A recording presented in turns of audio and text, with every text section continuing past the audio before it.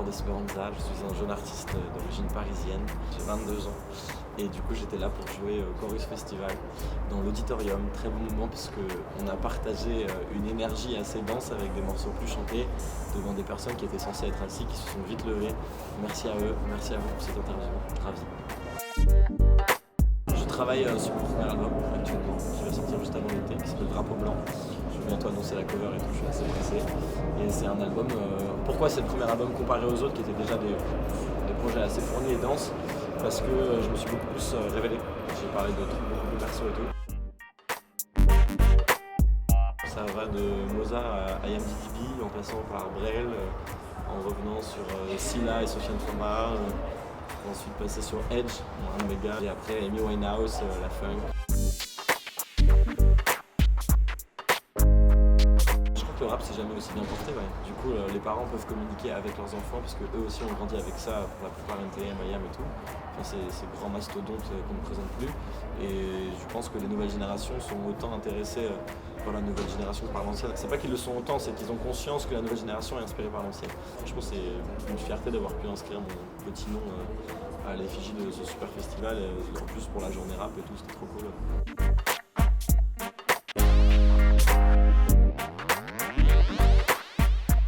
Des gens qui sont là aujourd'hui, moi j'aime beaucoup Sofiane Pamart et Scylla, j'ai découvert récemment, j'ai kiffé. Après, tu sais, moi j'aime beaucoup collaborer, donc en fait je crois qu'il n'y a pas trop d'artistes avec qui j'aimerais pas fitter, parce que je trouve que c'est trop important, que c'est un bon moyen d'échanger artistiquement, de voir comment l'autre s'approprie aussi la création, le rapport à l'écriture en studio, quelles sont ses techniques.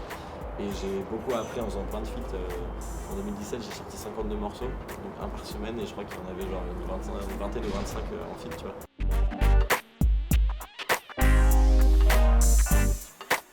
Pour moi, je crois qu'il y a de l'innovation dans la vie, dans la création, dans l'art, et la révolution. Tu vois. Et je trouve que PNL, dans le rap français, c'est un groupe qui s'inscrit dans la révolution. Parce qu'au-delà de réinventer des codes, ils se les approprient. Leur album est très futuriste dans le mix, le rapport aux effets qui sont portés sur les voix, tous les effets pitchés, ce qu'on appelle des voix pitchées, c'est quand ça part dans les aigus ou dans les graves. Le choix des instrus aussi est quand même assez osé pour des mecs qui viennent de faire 1 million de ventes sur leur dernier album dans la légende, en indépendant total. Donc big up PNL, je pense qu'on est tous d'accord là-dessus. Kendrick Lamar. Pourquoi? Parce que c'est un des artistes les plus engagés, qui utilise vraiment sa notoriété internationale afin de transmettre des messages. Et ça, je suis grave admiratif. Et parce que musicalement, pareil, je parlais d'innovation, de révolution, je trouve que son album To Pimp a Butterfly avec ce côté free jazz et tout, c'est quelque chose de vraiment nouveau. Rosalia, artiste espagnole, je suis amoureux.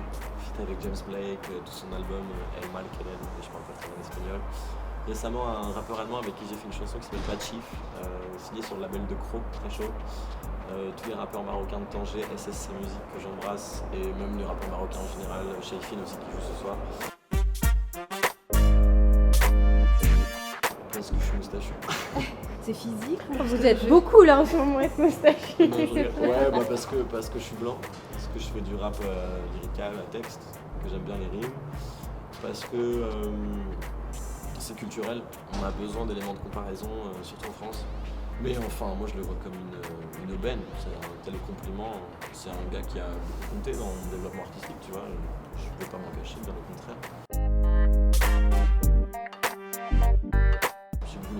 J'avais envie de venir pour voir Eric Serra, qui est le compositeur du Grand Bleu.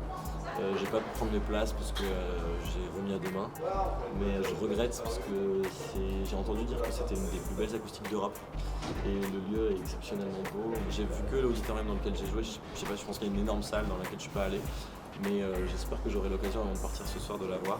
Et écoute, non, c'est une fierté incroyable d'avoir pu, comme je te disais, inscrire mon petit nom dans la grandeur de ce truc. Je sais qu'aussi ça prend beaucoup de place, là, tous les artistes internationaux qui avant faisaient des Olympiades et tout commencent à venir ici. J'ai vu plein de noms très prestigieux dans les couloirs et tout, donc c'est sublime, c'est architecturalement très, très novateur.